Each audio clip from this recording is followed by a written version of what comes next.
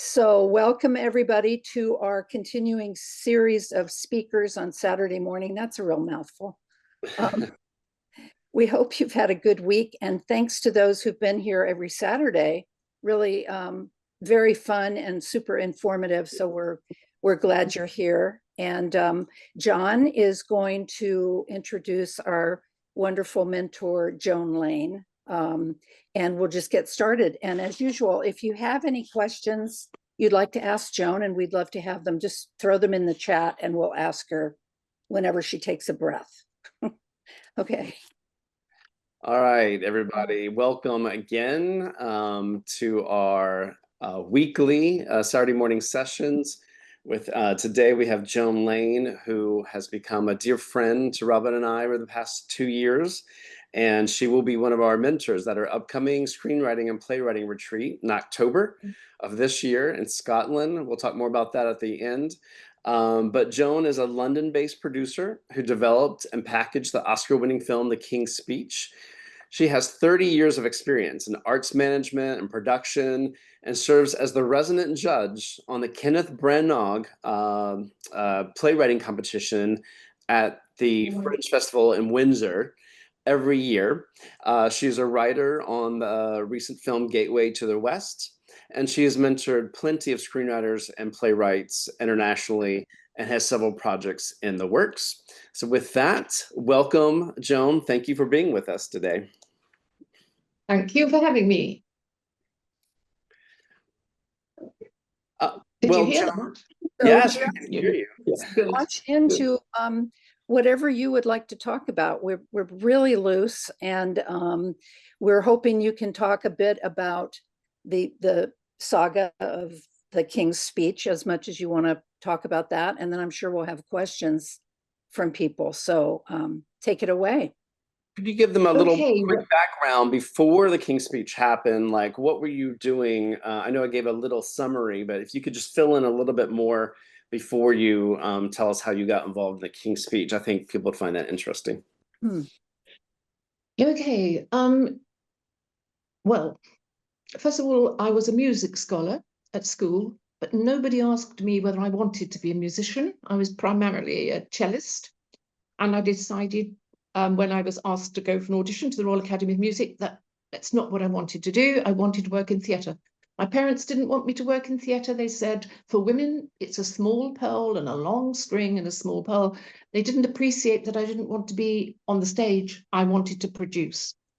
I became a speech and language therapist because my parents said, you need something to fall back on in case your marriage fails. It doesn't work. Well, I wasn't even thinking about getting married at that stage, but I took their advice and became a speech and language therapist. And if I hadn't done what they'd wanted me to do, albeit fairly unwillingly to begin with, then the King's Speech wouldn't have happened, because a series of events occurred that were so unusual, so unexpected, and not planned, that the play resonated with me. So I did marry, I did have a family, and I then formed, eventually, after working as a speech and language therapist for a couple of years, I formed my own theatre company.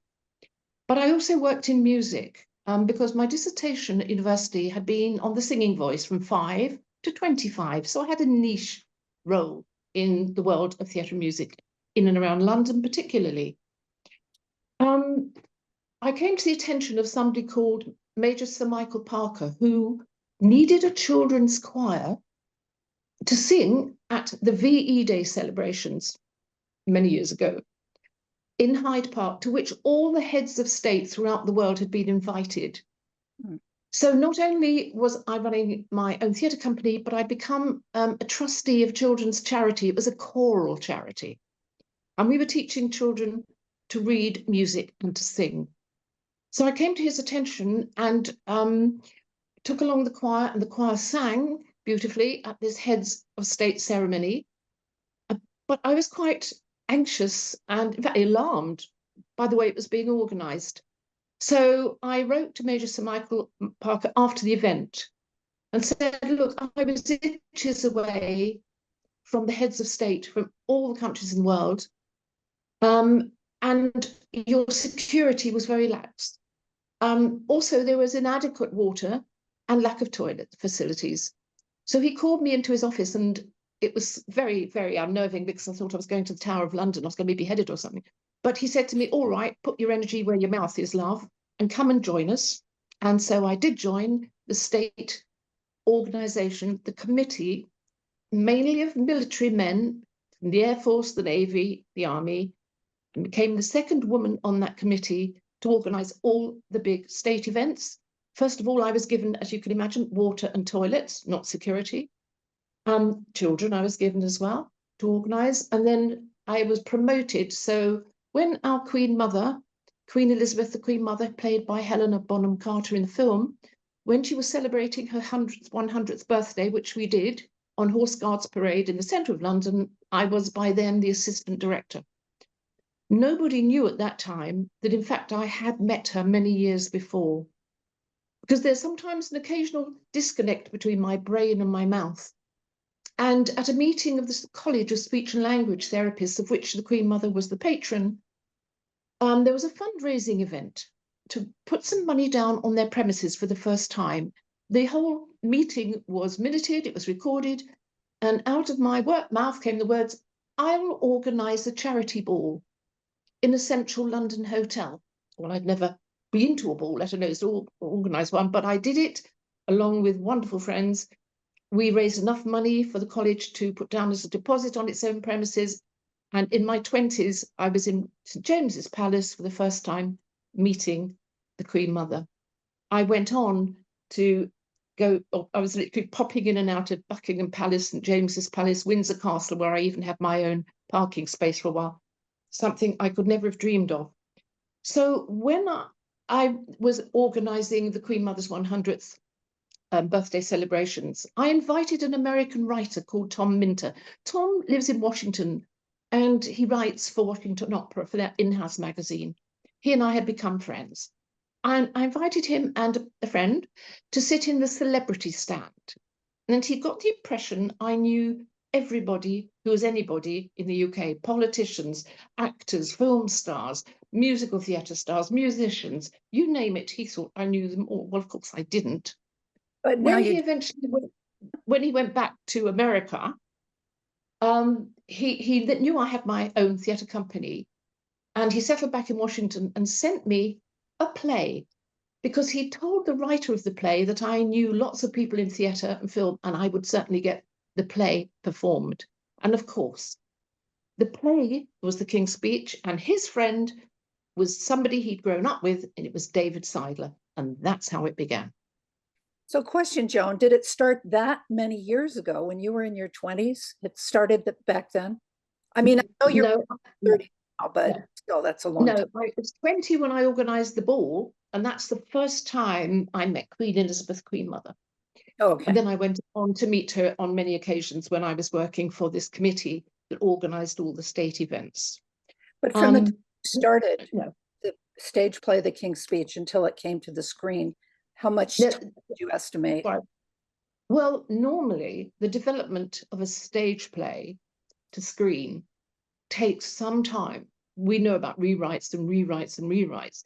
And of course, working from one genre to another is very complex. There are so many differences between theatre performance and what you see on screen. And it's a skill set. You have to have the basic knowledge of what is needed to adapt a stage play to a screenplay.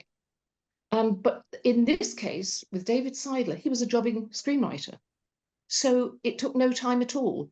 Of course, I happen to know the Hoopers, Tom Hooper and his parents, because for my my inaugural production was a 1960s adaptation of Richard III with Eddie Marsan in the lead. Tom's parents had been to see it because they were friends of ours. We have a lot of Australian friends in London. And Tom's mother is Australian. And she and Richard came to my very first production. So when they heard I was doing another production, this time a reading of The King's Speech, a rehearsed reading, they came along. And immediately after the reading, they cornered me and said, "Oh, Tom would love this." He was editing John Adams at the time in LA, so he couldn't come. But I said, well, I'll send the script to him. And I said to David, this is Meredith and Richard. This is Tom's parents. Tom would be very interested. They believe in this. And David said to me, oh, he's too young. I don't think he's the right director for a film. And I don't want it to be a film. I want it to be a stage play. And I just as subtly as I could said, just be quiet, David, just be quiet. And I sent the script, stage play script, to Tom, and he declared his interest. And all at that reading was somebody called Simon Egan, who was to become one of the producers on The King's Speech, who'd read the play. He'd been looking for plays to adapt to screen, and he'd loved it. And he asked if he could record the rehearsed reading I had. A rehearsed reading, you must know, is when actors read from a script. But with the director who I'd chosen to direct the reading, I said, I want the actors on their feet. So it was really a striking performance. And that's what impressed the Hoopers. And that's what Simon wanted to film. And Simon did film that. And then the next stage, of course, you know about, I'm sure people have read about it on the internet, is when how I got the package, including the recording of the rehearsed reading, to Geoffrey Rush. And that was the starting block. That fell, and then so many other blocks fell after that into place. So tell us how you got that to Geoffrey Rush. Well, an immediate neighbor of mine who's just, she's not theatrical at all. She's a very calm, quiet lady. And she was moving back to Melbourne with her family round the corner from Geoffrey Rush. Well, that was just too enticing for me. So I said, when you're back and settled, I'm going to send you a package. And David and I cobbled together a very primitive pitch deck, which we did. And I wrote a letter apologizing for the lack of protocol. It was very groveling, my letter. And then also sent over the recording of the rehearsed reading. And I said to my neighbour, Elspeth, I want you to go round to Geoffrey's house at night, dress in black, and put the package sending to you in his mailbox. She said, oh, I can't. She said, I can't. I said, you can. She said, I can't. I said, you can. So duly, I persuaded her to do that. And of course, with the 11-hour time difference, she rang me up from outside his home midnight and said, I'm here, but I can't do it. I said, why not? She said, there were two men sitting in a car. I said, well, wait until they've gone. So she went and sat in her car, and I stayed on the phone, and eventually she said, they're going. I said, now you go. And she turned off her phone, and then almost immediately she ran back and said, I can't do it. I said, well, what now? She said, I can't fit it all into his mailbox. I said, put half in the mailbox and put the rest on his doorstep. So she did. And the next day, now, that I was taking a punt, but he could only have said one of two things, yes or no. And we all say no more than we say yes.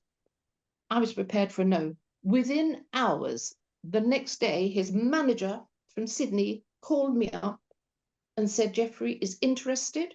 He can't do a stage play version, but he would be interested in a film adaptation because he's about to go to Broadway to do Exit the King. And so that enabled me to go back to David and said, well, Geoffrey Rush is interested in doing the film. We have to do the film, don't we, David? With Tom, don't we, David? So yes, he gave in. I'm sure he found me very tiresome. So David's wish was for the play to be seen before the film, but it couldn't because every producer in London had already seen the play, which I didn't know about, before I saw it. Before it came to me, David had sent it to a director he knew in London. That director had sent it to every producer in London, and they'd all turned it down because it was soon after the film The Queen with Helen Mirren. Interesting. Now, I didn't know about that. If I'd known about that, I wouldn't have picked it up. Of course not, because all I was doing was getting no after no after no, because they'd already had the script, producers, and turned it down.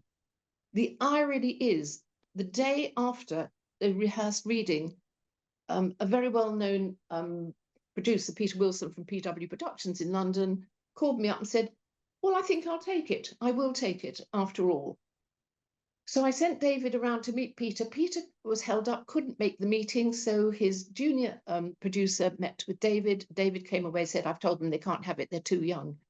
So we lost that opportunity. but it didn't matter because the stage play did come out. But the problem was the film was so iconic.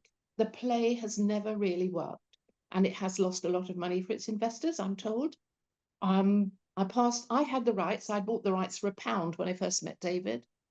I passed them on to Michael Alden, who's very well known in New York for his stage plays. And of course, he was a producer on The Hours. And he told me it gave him more headaches than anything else he'd ever done before. So it did happen, but it couldn't be ever as iconic as the film because of one particular thing, in my view.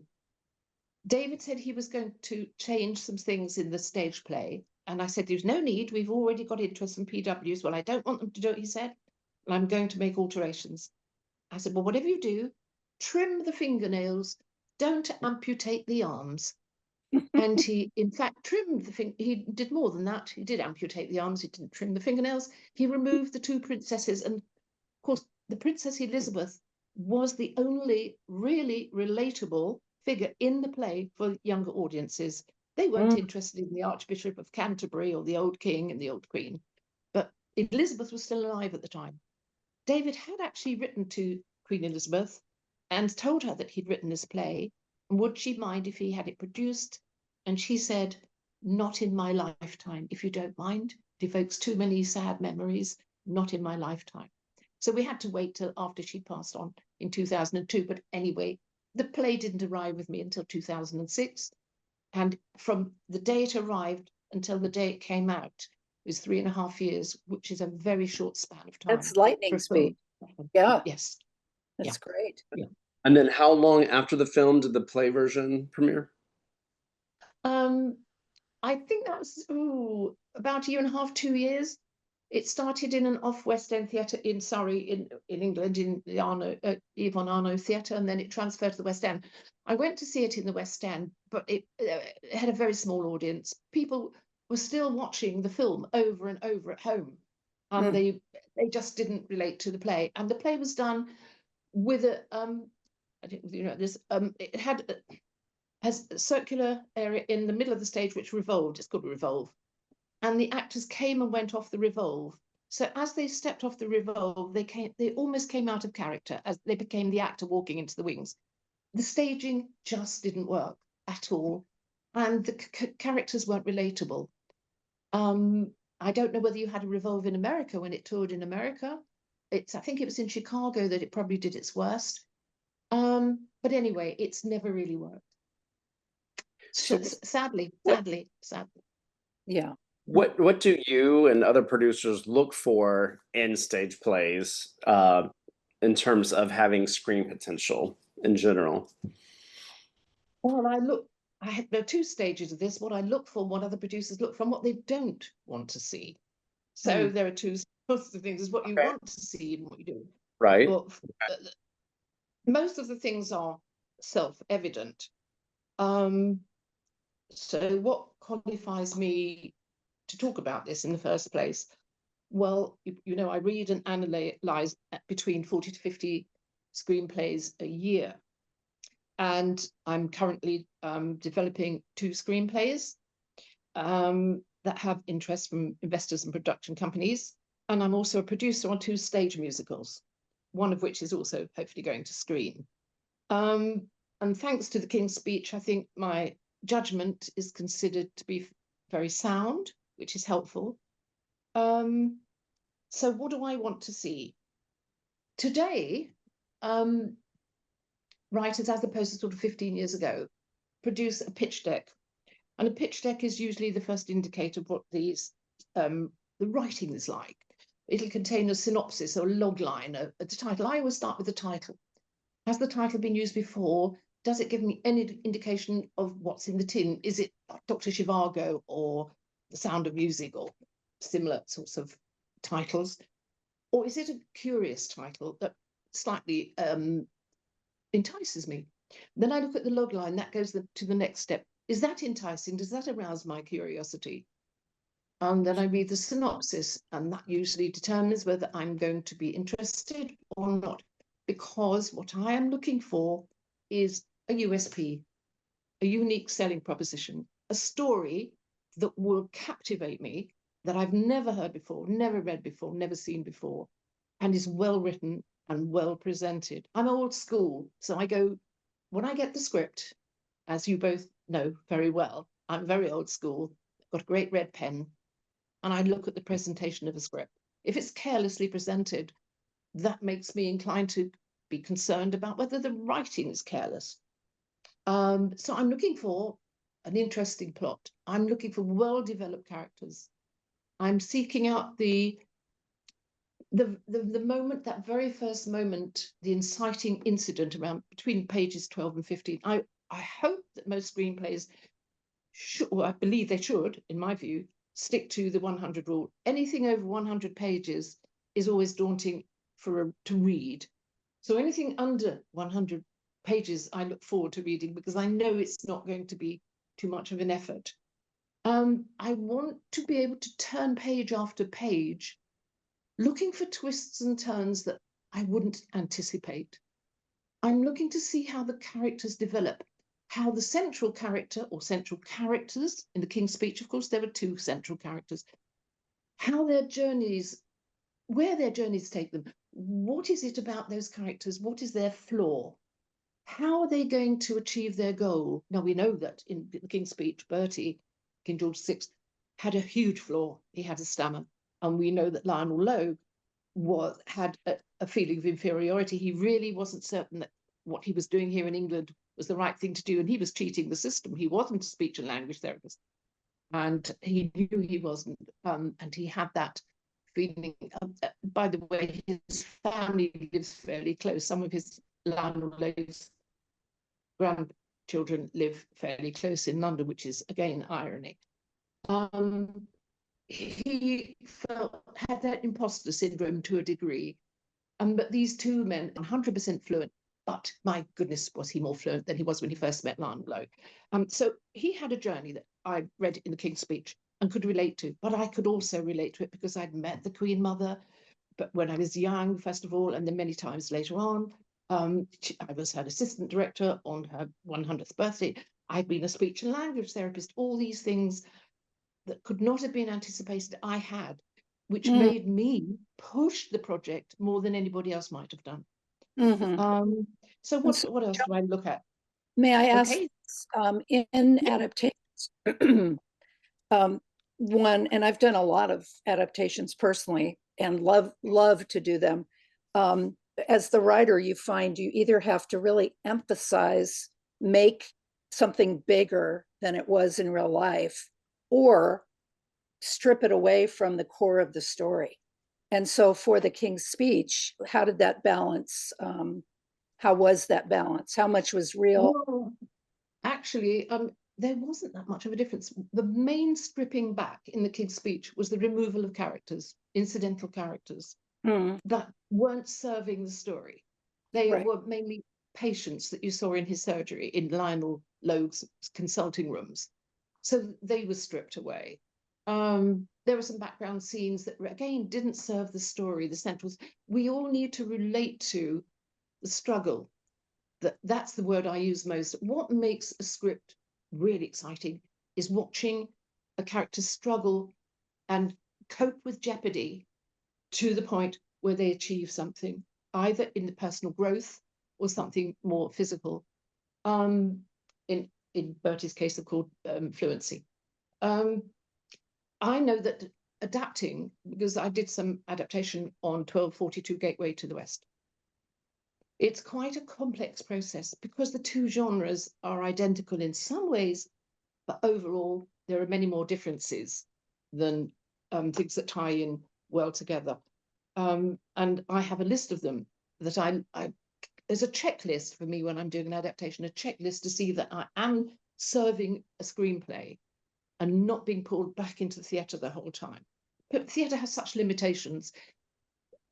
Let's face it, big scale movies can be filmed, they can't happen in theatre.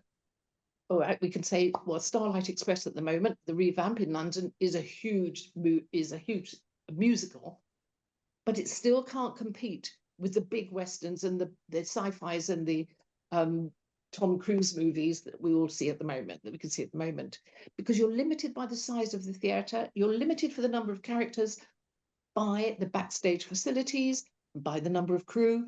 More money is spent on films. Films cost more.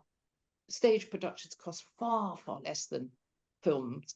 And so you can throw everything at a film. Locations you can't really do. You can suggest by a backcloth or through a window on stage. With film, you can go to the locations. You can actually be there. There are so many advantages, but you need to weave them in to a screenplay. The main thing you do is drop the dialogue. You condense, you précis the dialogue and use not just the characters, but also inanimate objects to show what the character is feeling or how the character is feeling. Use close-ups. You can't use a close-up in theatre. The only people who get a close-up are the people in the front row. The people in the gallery don't get a close-up in a theatre. You have all these advantages with a screenplay that you don't have in theatre as well. And the one thing they do have in common is... Oh, sorry. Go ahead. Well, one thing I did notice earlier on, if you break the fourth wall in theatre, if you speak directly to the audience, you come out of character. Just thinking about that reminds me, a year ago this month, Sir Ian McKellen fell off a stage into the audience, onto somebody in the front row. So suddenly his character left. Yeah. He became the actor who'd fallen. The show stopped. The story stopped. Now, with film, of course, if you have an accident, you repeat and you repeat and you repeat and you edit and you edit till you get it right. Theatre doesn't have that bonus. It has to get it right on the night, every night. But of course, we all know that every performance differs every night in theatre. There's always a slight nuance that is different. But in film, with the wonders of cinematography, the wonders of editing, the other thing, and of course, the director on a stage production is not allowed to change the script once it's set. That's it. Whereas a director in film can change during the filming process. It has more power, in effect, than a stage director. There are so many differences like that. And I look for them all on my checklist when I'm doing an adaptation. Yeah, and that's a great point. I write plays and screenplays, and although I love both of these methods of writing, for me, writing a stage play that works is much more difficult because, as you mentioned, you've got a confined space. You have a limited number of characters. You have limits as to what you can do for the backgrounds. You can't, except Curious Dog in the Night, whatever that thing's called, which is a wonderful play. You can't usually you can't transport yourself to another world. And so your strong suit is dialogue, but it has to be non-expositional. So it's very, very challenging. It's like when you take an art class, if the teacher says, okay, pick 3 colors, that's all you can have. It can really help your writing, in my opinion. Well, there's stage playwriting. You can, I think, give a greater depth. It depends if you've really got a psychological drama. You can, because of the use of vocabulary, if you take a playwright like David Hare, and some of his plays are absolutely marvelous, you can get a depth of character you can't actually reach on screen in the same way. And it has to be done in so many different ways. And everybody has input, the producers, the director, the cinematographer. Whereas usually it's just the director and the rehearsal process that determines how deep you can go into a character. I know that some performances on stage have moved me to tears, as they must have you. But then they have moved me to tears in cinema as well. Mary Beth has a question here, Joan. She asked, do you find messages/themes of the stories are received differently, more intensely, when seen live in a play versus a film? So could you repeat the beginning of that, John? Do you find that the messages and themes of the stories are received differently, like more intensely, when seen live in a play versus a film? Well, of course, it's very different because you're using vocabulary, you're using dialogue, predominantly dialogue, stage is predominantly dialogue, and film, we know, is not. It's that famous phrase, show me, don't tell me, that I ask all my mentees Right. to actually write on their foreheads or get a tattoo somewhere saying show, don't tell. It's about demonstration, is about showing and featuring cinema in cinematic productions by focusing on inanimate objects, which you can't do on stage. You're reliant on the dialogue, but you can get very involved in the dialogue if it's beautifully written. But we know that if a play isn't beautifully written and doesn't reach your heart and affect your emotions, that it doesn't last. It won't transfer and it won't last. It has to affect you emotionally and have the applause not just of the audience, but of the critics for it to be a success. That's the enticing thing about anything that moves from stage to cinema, to film, to movies, is that it's a business. Entertainment is a business. And what will encourage investors and producers to pick up a stage play and turn it into a movie is the box office, the potential of box office.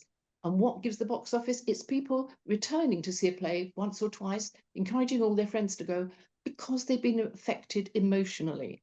In some way, they've related to some of the themes and they've been moved. And yeah, and if that doesn't happen, that's what we want for everything. We want to be moved. That's my belief, at least. I want to have an emotional investment and I want to care. Maybe I don't like a character, but I'm curious about them, or I'm, want to find out what happens or whatever. So that's such an important point throughout. Christiane is asking, do you have recommendations of adaptations that can be read from, can you think of others that people can read that have started as plays and have gone on to screenplays? Well, there was, oh gosh, it's gone down my head now. There's Equus, for one. Equus. And then there is, I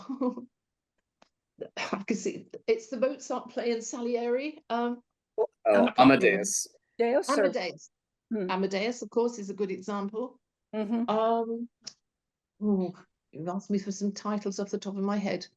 American Buffalo is a really good one. Yes. And yes. the other day, well, of course, famous there are Shakespeare's. There are lots of Shakespeare's adaptations. Yeah. Which Ken Branagh has done, of course, very successfully. And there are restoration plays, a couple of restorations, I think, that have gone to screen. Just piped up with A Few Good Men. I didn't realize that was a stage play. That's interesting. Yeah. I'm trying to think what's been adapted recently, what is going into film. What's mainly musicals. Mainly musicals. Like mainly Wicked, musicals. Yeah. Yeah, Cabaret, of course. Chicago is another one. They're Started off as a musical. Yeah, My Fair Lady Sound of Music, that was stage plays to begin with, stage musicals. We see, do you know we're swamped with musicals in London at the moment? I'm sure it's something to do with the political climate, and I'm talking about the international climate. We're all concerned about potential warfare on the globe. So what do we seek out? We seek music. We seek music. It's great. Can somebody help me with the net? Because that's going to drive me crazy. David Mamet play. It's about salesmen in a sales room, and one of the famous Glenn Ross. Thank you, John. It's on Broadway right now with Kieran Culkin. Oh, that's right. Yeah, they just re-released it. That's great.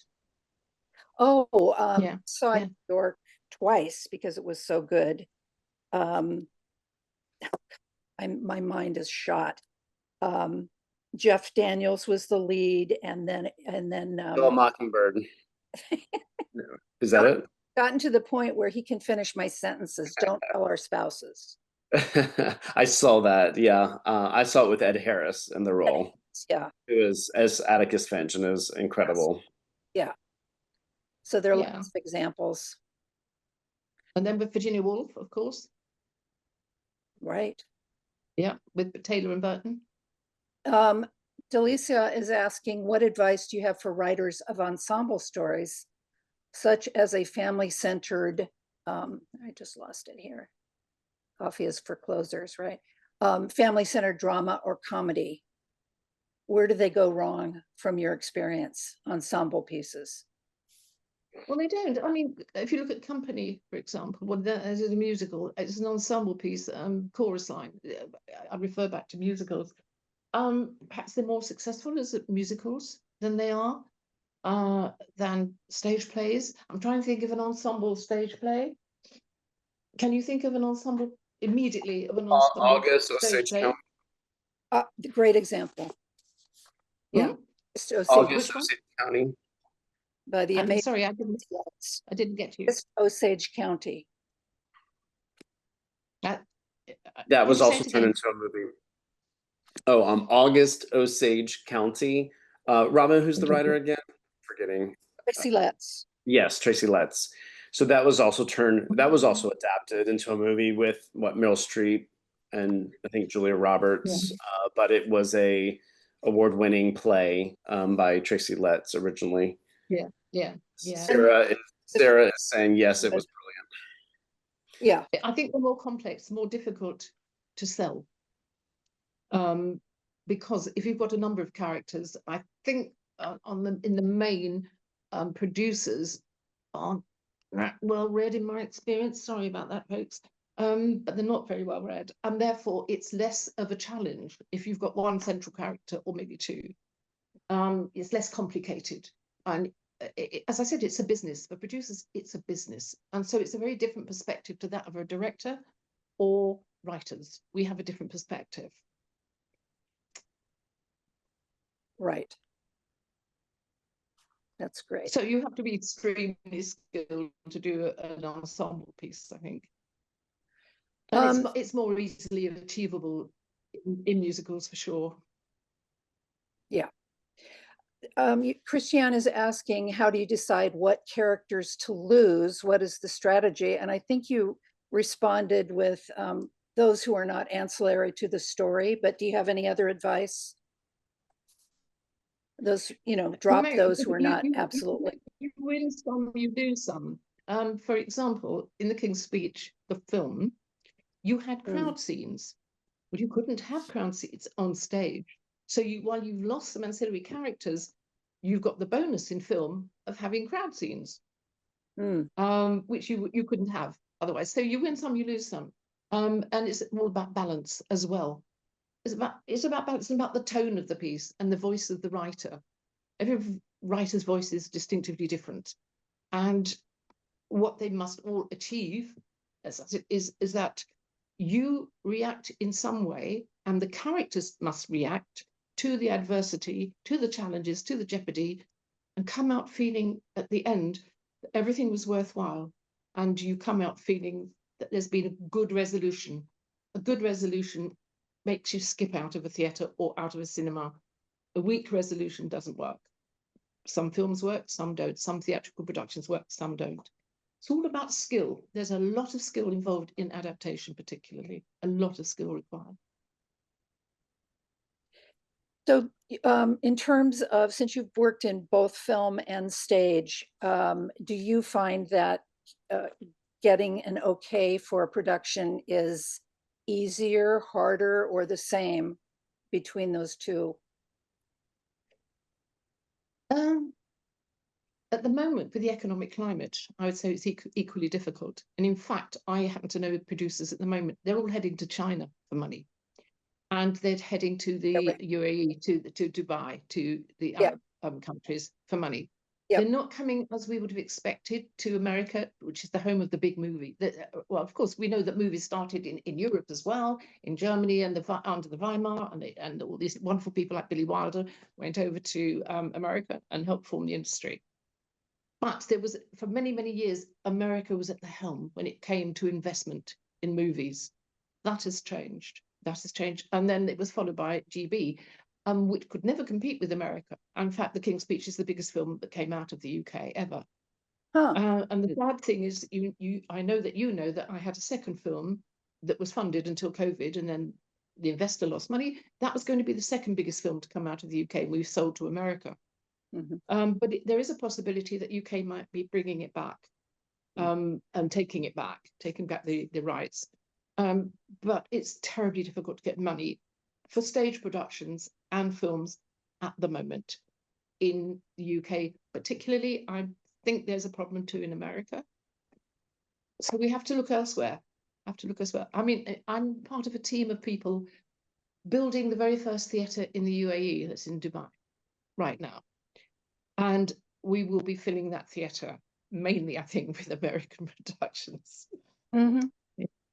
Well, Joan, speaking of money and producer attention, Kay Hayes is asking, when talking to producers about an original play, an original material, is a pitch deck, and the first 10 pages of the script, like, is that enough? Is that enough to pique their interest? How do you Yes. recommend? Yes, is the answer to that. A well put together pitch deck with a synopsis.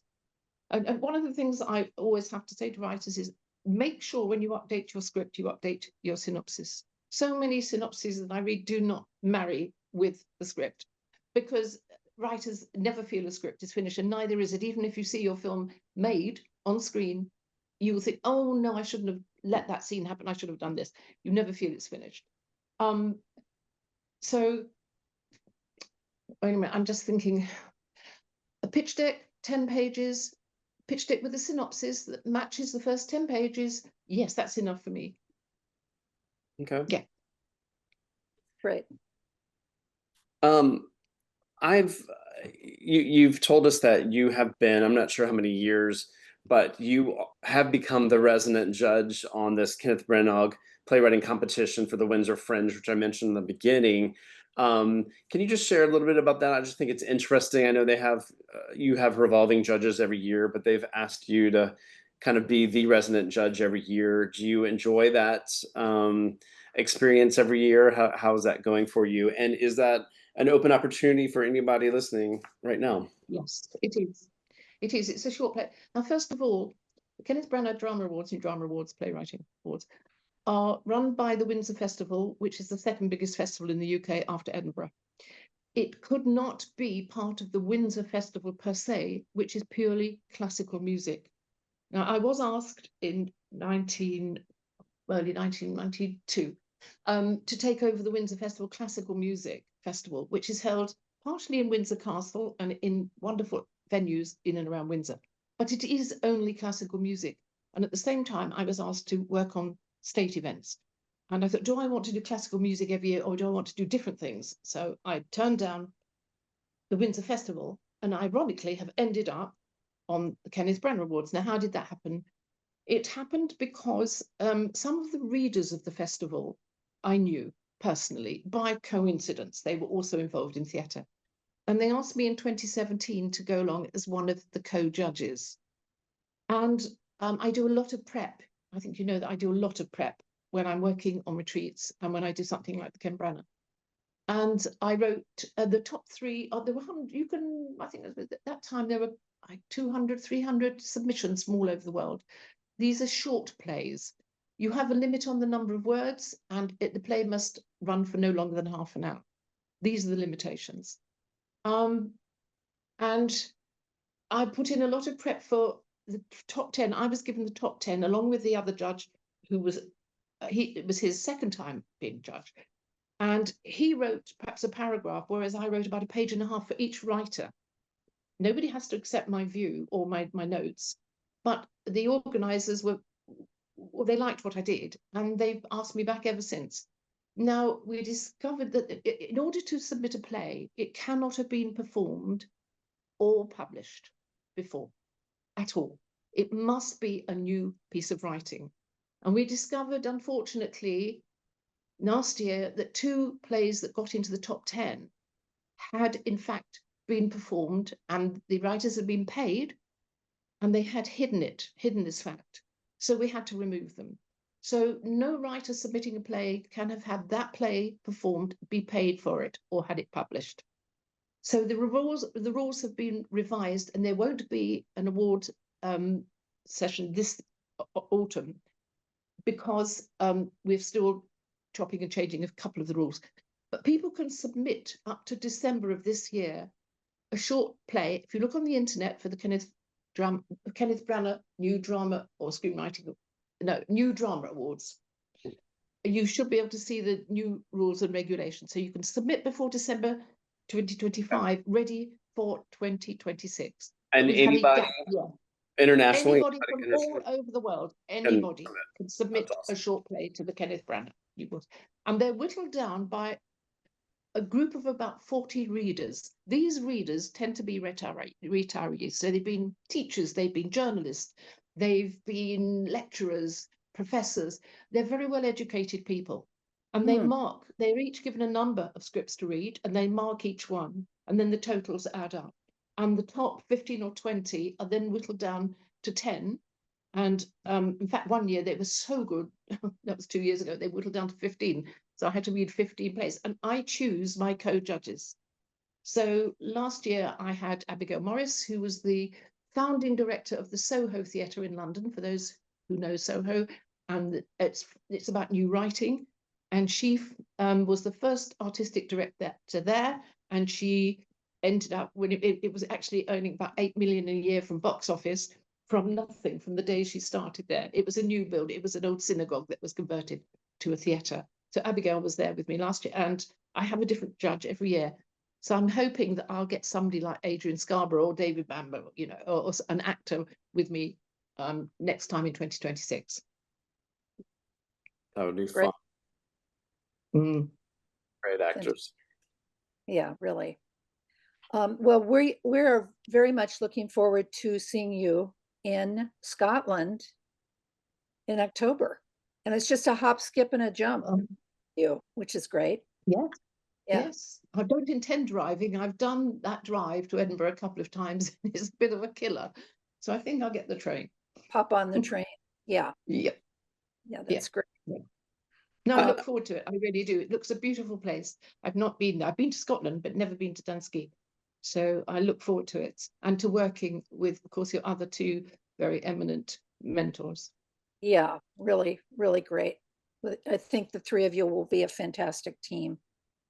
And we really appreciate it. Robin, do you want to tell them more about Dundee, and since you've been there, and what else we'll be doing at the retreat?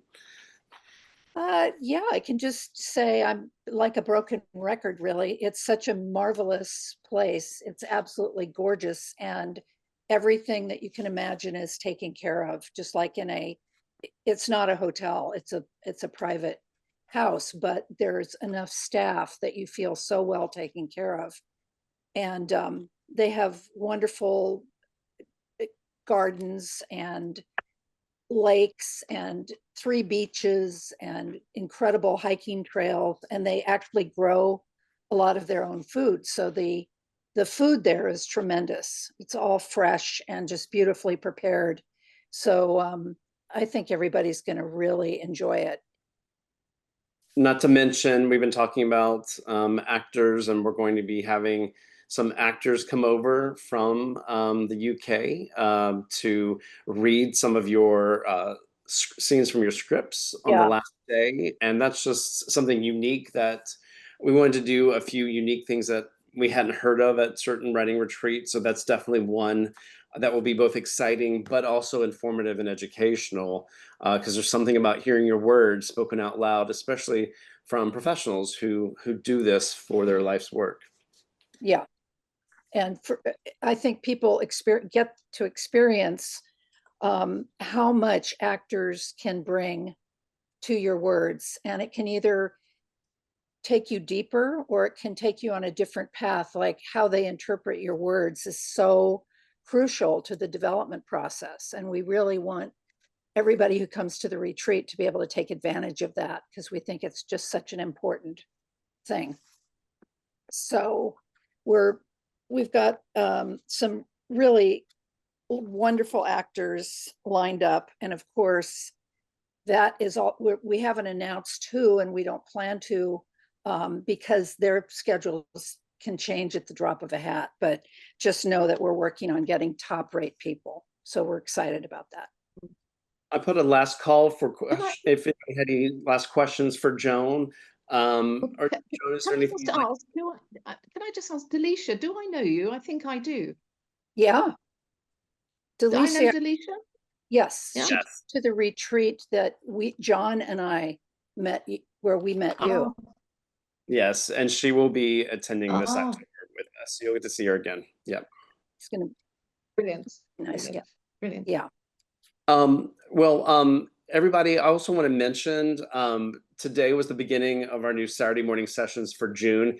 We actually have someone, special guest like Joan, every Saturday this June. We're about to send out posts on our social media, and if you're on our email list, you'll get these announcements. Next week, we're going to have Janet Batchelor, who wrote Batman Forever. In fact, she's the only female writer of a Batman film, and she is a very beloved faculty at USC Film School, and she will be speaking with us next Saturday. The time might be a little different for her, but we will let you know about that. And we have some other great guests. Should we tell them now, Robin? Yeah.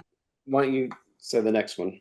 The following week on Saturday, we have a Canadian producer by the name of Michael Collins, who works in independent film, has been in the independent film world for 20 plus years.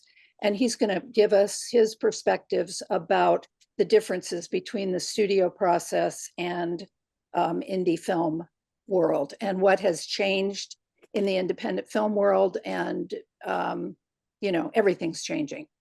Then following that, we have a really great guy named Jose Molina, who is a working television writer. Firefly, and then Marvel's Agent Carter, Sleepy Hollow. He's worked on a ton of TV shows, and he's fascinating. And so he will be with us the last Saturday. Yeah, so we're very excited, and we just appreciate everybody coming. And Joan, thank you so much. And we hope that you all got as much as we did from this. Thank you. Thank you so much, Thank Joan, you. for being with us. All right. Everybody, have a wonderful rest of your Saturday. We'll see you next Saturday, hopefully. Okay. Bye-bye.